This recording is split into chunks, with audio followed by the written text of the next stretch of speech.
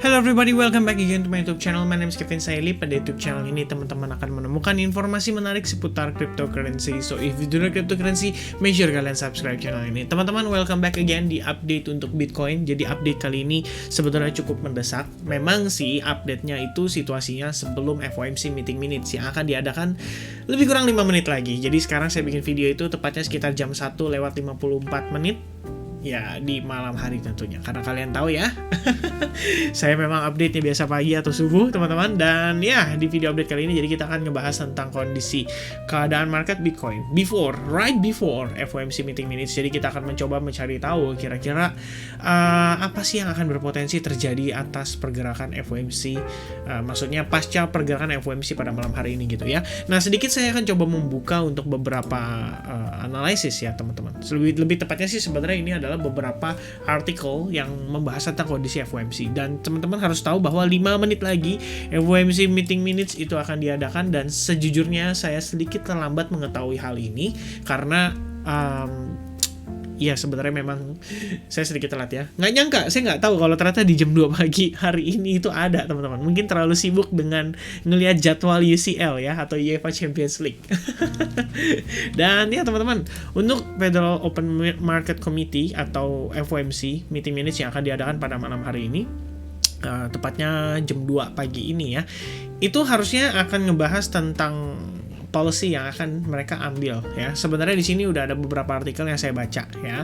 Salah satunya ngebahas tentang intermittent rate hike ya. At one point last week, speculation even mounted over a possible intermittent rate hike. Jadi kayak between meeting ketemu meeting next March-nya itu ada kemungkinan dinaikin suku bunga, tapi ya mudah-mudahan sih enggak ya, teman-teman.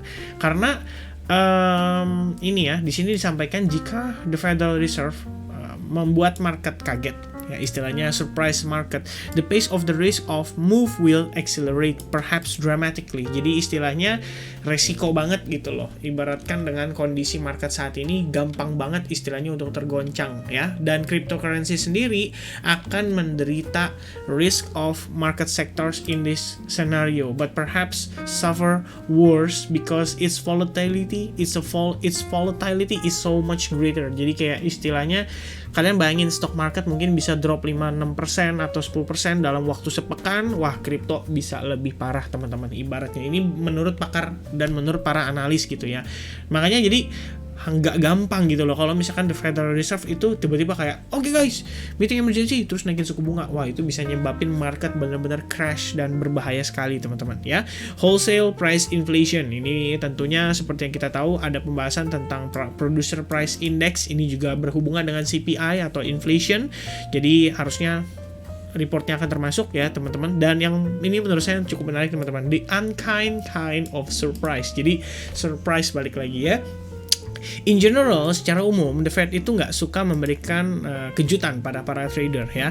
But whether a rate hike happens at next month policy meeting on March 16 or at surprise meeting before, jadi kayak tiba-tiba meeting hari ini ternyata sekaligus naikin suku bunga, the crypto market will likely be affected negatively according to some analysts. Itu udah pasti, teman-teman ya. Impact-nya pasti bakal benar-benar boom ya, berbahaya sekali. Dan tentunya ya sebenarnya sekelas The Federal Reserve itu kan adalah Bank Sentral Amerika. Tapi balik lagi, teman-teman, menurut saya sih dia bukan hanya Bank Sentral Amerika, tapi juga merupakan Bank Sentral dunia ya, karena dia mengeluarkan kebijakan itu benar-benar impact-nya ke seluruh harga di dunia, teman-teman. Jadi ya I guess ya, mudah-mudahan sih ya kita nggak dikasih kejutan, teman-teman. Nah, terus teman-teman, di sini some analysts think of Bitcoin as a hedge against inflation. However, recent market movements suggest that the volatility in the cryptocurrency market is scaring investors away. Ya, the market has been on a downward path since its series of all-time highs in November, while inflation is still on the rise. Jadi inflationnya tetap naik, tapi Bitcoin itu turun terus, teman-teman. Katanya istilahnya diyakini sebagai sarana untuk hedging terhadap inflation, which is ya sama kayak emas ya. Jadi kalau misalkan setahu saya aset-aset safe haven itu yang termasuk adalah yen, Japanese yen, terus Australian dollar saya lupa apakah termasuk, kalau nggak salah sih yen itu yang termasuk, terus juga gold atau emas sudah pasti. Dan kalau misalkan demikian Bitcoin adalah sarana hedging against inflation, well teman-teman, menurut saya personally, kalau misalnya kita memang adalah investor untuk jangka panjang, kalian nggak bisa expect dong sebuah perusahaan seperti Tokopedia atau Gojek begitu dibikin, begitu dijalankan, begitu di awal-awal dipromosikan itu langsung booming. Mereka butuh waktu teman-teman. Tokopedia itu butuh waktu. Setahu saya dia dari tahun saya lupa teman-teman ya. Nanti kalau saya sebut malah ya misleading lagi ya kan. Pokoknya Tokopedia, Gojek ya seperti yang kalian tahu, mereka butuh waktu lah ya untuk benar-benar mempromosikan perusahaan mereka, company mereka untuk menjadi besar. Jadi apalagi kita berbicara market cryptocurrency gitu loh. Ketika slow but sure kita tahu market crypto itu orang-orang mulai aware ya, Rusia, terus China nge-ban sih ya kan, Rusia, terus Amerika mau mulai regulate market cryptocurrency. Terus kita berbicara lagi ke depannya akan banyak negara-negara yang mungkin legal tender against Bitcoin. Jadi memang ya ini kita berbicara untuk masa depan. Jadi kalau misalkan dibilang sarana hedging against inflation, I think so teman-teman. Ini menurut saya tepat sekali. Kenapa? Karena yang namanya uang itu pasti akan dicetak terus teman-teman ya. Mungkin sekarang dia berhenti nyetak, tapi in the next year, in the next 2 years, in the next 3 years pasti akan ada istilahnya momen dimana Amerika Serikat harus cetak uang lagi. Dan by the time itu terjadi, inflasi terjadi lagi, proses ini kembali berulang lagi. Dan satu-satunya mungkin yang nggak terkena dampak, atau lebih tepatnya salah satu ya yang tidak terkena dampak dari kondisi tersebut ya adalah Bitcoin teman-teman. Bisa jadi 3-4 tahun lagi ya mungkin standar harga rata-rata Bitcoin, kita berbicara standar harga rata-rata Bitcoin ya, let's say tahun ini kita nggak mencapai 100.000, lupakanlah 100.000 dulu gitu ya, tapi kita ngomongin 4-5 tahun lagi harga standar Bitcoin, let's say di atas harga saat ini, maybe $60.000, maybe $70.000, atau ya 100.000 lah idealnya dalam waktu 5 tahun. Which means ya investment kita growth lebih kurangnya 100% dalam kurun waktu 5 tahun. Dalam setahun itu 20%. Dan itu udah lebih better daripada inflation teman-teman ya. Ibaratnya ya itu sebenarnya sih kalau misalnya untuk sarana hedging ya, at least secara aset kita pun bertumbuh untuk 5 tahun ke depan. Itu udah pasti ngalahin yang namanya inflasi teman-teman ya. Anggapannya ya kayak harga tanah aja gitu. Kalian beli sekarang misalnya tanah di daerah mana gitu ya, 1 miliar gitu. Ya 2 tahun, 3 tahun, 4 tahun naik kemungkinannya teman-teman. Harga tanah sih susah ya kalau kita berbicara untuk turun. Apalagi kalau kita ngomongin untuk jangka waktu panjang teman-teman. Dan apakah itu sarana inflasi? Ya sebenarnya harga tanah bisa naik karena inflasi juga naik teman-teman gitu ya. Ya itulah menurut pandangan saya sedikit ya tentang fundamental analysis terkait kondisi saat ini. Dan sekarang jam 2 sudah, kita lihat market crypto sudah mulai ada pergerakan. Dan mungkin sebenarnya nggak hanya market crypto ya, saya mau coba cek untuk pound sterling sendiri ya, belum terlalu banyak aktivitas ya. Dan ya kalau misalnya kita lihat dari harga crypto Bitcoin saat ini, ini masih chart tuh. Oke, so sambil kita analisis teman-teman ya, kita juga sekaligus ngelihat kondisi market terkini. Jadi saya akan buka dari time frame hourly maybe. Oke, let's start from daily dulu lah ya. Nah, untuk daily teman-teman, sebenarnya kalau kita lihat ini proses wajar ya. Untuk closing daily pada pergerakan market di 15 Februari, sebenarnya saya bisa bilang green candle-nya cukup oke teman-teman. Dia close dengan bull candle yang cukup signifikan dan dia close back di atas exponential moving average 55 ya. Jadi kita bisa consider sebagai proses saat ini yang berlangsung itu adalah proses testing terhadap EMA 55. Lebih kurangnya dia break, close, and then testing, and then coba untuk maintain di atas level tersebut ya. Ini kalau kita lihat volatility marketnya sudah mulai kelihatan dari harga 44.000 tadi sempat spike, sekarang dia balik turun 43.800. Nanti kita akan coba cek untuk hourly-nya potensialnya kemana teman-teman. Nah sementara sih kalau misalnya kita lihat ini bisa jadi proses testing terhadap EMA 55. Jadi kalau misalkan si Bitcoin itu mampu bertahan di atas EMA 55 at least untuk closing hari ini, besok, dan seterusnya, seperti yang saya bilang kemarin, sifatnya indikator exponential moving average atau moving average itu adalah lagging, which means marketnya itu pasti break dulu ya. Dari segi marketnya itu pasti naik dulu, baru kemudian perlahan-lahan EMA 55 dan EMA 21 akhirnya bull cross dan perlahan-lahan mulai berubah seperti ini ya. Lebih kurangnya prosesnya seperti itu. Jadi apakah garisnya dulu yang bull cross duluan? Ya enggak teman-teman. Jawabannya adalah candlenya dulu yang break signifikan. Seperti yang saya jelaskan di video terakhir. As you can see, ini udah turun dulu baru terjadi bear cross teman-teman ya. Begitu pula pada saat kondisi di sini ya, dia naik dulu baru terjadi bull cross teman-teman ya. Begitu pula di sini prosesnya lebih kurangnya seperti itu. Jadi apakah pergerakan hari ini wajar? As long closing Bitcoin dalam 5 jam mendatang dia masih bisa maintain di atas EMA 55, menurut saya so far so good teman-teman. Alright, dan which means ya kita masih on track lah at least untuk ngetes ke subwave 5 nya kita, dan akhirnya finish strong dengan wave 1 kita ya secara overall movement. Ya, lebih kurangnya seperti itu. Karena kita lihat di sini memang progresnya dia udah cocok banget dan sesuai banget dengan ekspektasi. Nah, lalu teman-teman kita akan coba breakdown condition ini di time frame hourly. Dan seperti yang teman-teman lihat, kemarin kita udah sempat discuss tentang kondisi-kondisi terkininya teman-teman, dimana kita udah mengikuti progress Bitcoin dari membentuknya potential ABC corrective pattern, dan kita memang sudah perkirakan ya ada potensi kita ketahan di kisaran area ini. Yang ternyata ketahannya itu di bagian atasnya, which means ya much better gitu ya, kita nggak perlu lihat dia koreksi lebih deep gitu teman-teman.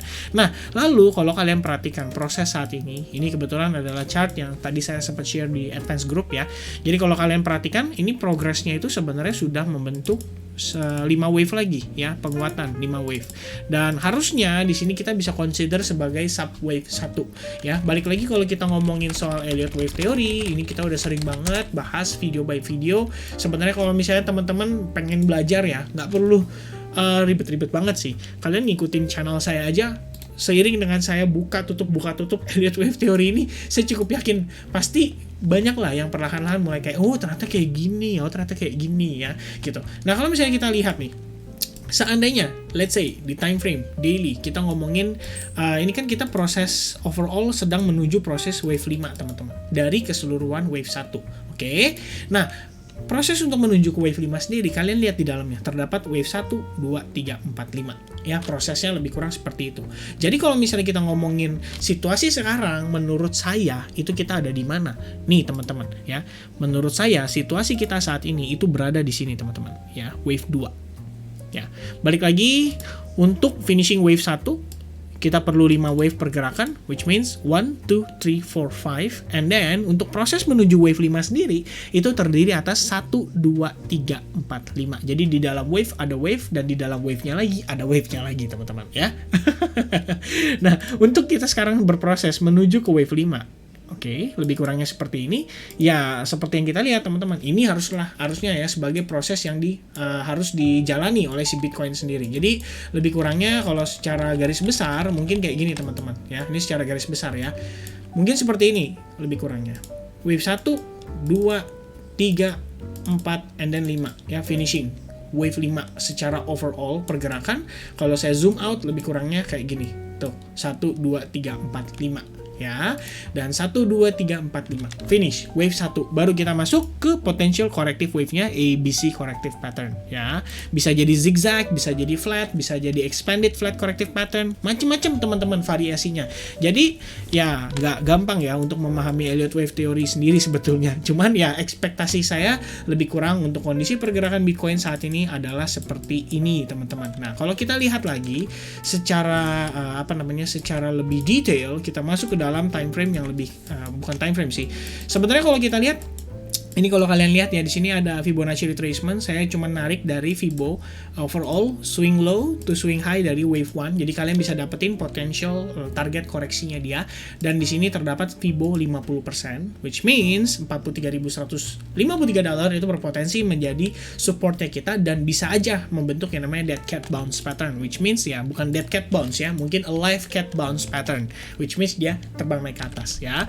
Dan kalau kalian lihat prosesnya, ini tadi sempat saya share di advance group, saya sudah menyampaikan bahwa di sini saya ngelihat ada beberapa hal. Pertama, kita ngelihat ada yang namanya descending channel maybe, or you can say also as a bullish flag pattern dengan kondisi hidden bullish divergence di dalamnya. Jadi memang kalau kita lihat dari segi divergence-nya sendiri, RSI-nya sendiri menunjukkan bahwa ini terbentuk yang namanya divergence ya. Kalau kalian lihat di sini, ini adalah higher low, dan di sini situasinya kita melihat adalah lower low teman-teman, which means ini yang disebut dengan istilah hidden bullish divergence. Kondisinya pada time frame 4 jam sendiri sebenarnya kita cuma sedang testing terhadap EMA 21-nya, dan ada potensi ngebentuk yang namanya bullish engulfing pattern by the time nanti close candle jam 3 pagi teman-teman, dan itu berarti sekitar 52 menit lagi dari sekarang. Dan situasi sekarang juga kalau dilihat dari H1-nya nggak terlalu buruk, kita mungkin sedang testing EMA 55 untuk kita bisa mendapatkan pijakan. Dan balik lagi teman-teman ya, untuk kita ngelihat yang namanya suatu market menjadi uptrend, kita harus ngelihat dia bertransisi dari yang sebelumnya maybe lower high lower low sequence seperti ini, itu berubah menjadi sideways, which is ini adalah proses transitionnya dia menuju ke potential higher high higher low pattern teman-teman ya, atau sequence ya, and then higher high and then higher low and then bla bla bla bla bla, boom, menuju ke target kita yang berpotensi di kisaran area $47.000 based on Elliott Wave Theory. Balik lagi, ini bukan saya bukan dukun, saya tidak melakukan prediksi ya. Di sini kita hanya melakukan analisis saja, melihat proses market yang terjadi saat ini. Dan kalau kalian lihat sekarang banget ini kita berpotensi membentuk yang namanya V formation ya. Tapi saya katakan belum tentu pasti terjadi, bisa saja saya salah, bisa jadi dia break lebih signifikan lagi karena sekarang posisinya kita seperti tampak sedang break dari bullish flag pattern ya. Kalian tinggal search aja kayak gini, bullish flag pattern, dia langsung keluar. Nah, lebih kurangnya tuh teman-teman ya. Jadi kalau kalian perhatikan sebenarnya nggak usah pusing banget dengan patternnya, kalian lihat aja prosesnya. Apakah ini impulsif? Yes. Apakah ini korektif? I guess so teman-teman ya. Jadi bisa aja di sini ABC corrective pattern, boom and boom and boom ya, ABC corrective pattern teman-teman, and then boom, wave 2, boom, ready untuk menuju ke wave 3. Oke? Nah teman-teman, mudah-mudahan video update kali ini bisa bermanfaat buat kita semua, dan tentunya buat teman-teman sekalian saya tetap sampaikan bahwa ada disclaimer di dalam video ini, atau lebih tepatnya disclaimer teman-teman, bahwa video ini dibuat berdasarkan analisa pribadi ya. Saya bisa saja berspekulasi, saya bisa saja salah teman-teman. Jadi jangan menggunakan video ini dengan tujuan untuk mengambil decision di dalam transaction kalian. Make sure kalian do your own research before you make any decision. Jadi tidak ada salah atau menyalahkan orang lain atas decision yang kalian ambil. Alright teman-teman, I think that's it teman-teman. Thank you very much for watching this video. Mudah-mudahan video ini sekali lagi bisa bermanfaat buat kita semua dan buat teman-teman sekalian. Stay safe, stay healthy, stay cuan, dan sampai ketemu lagi di next update. Cheers. God bless everyone. Have a nice day. Bye bye.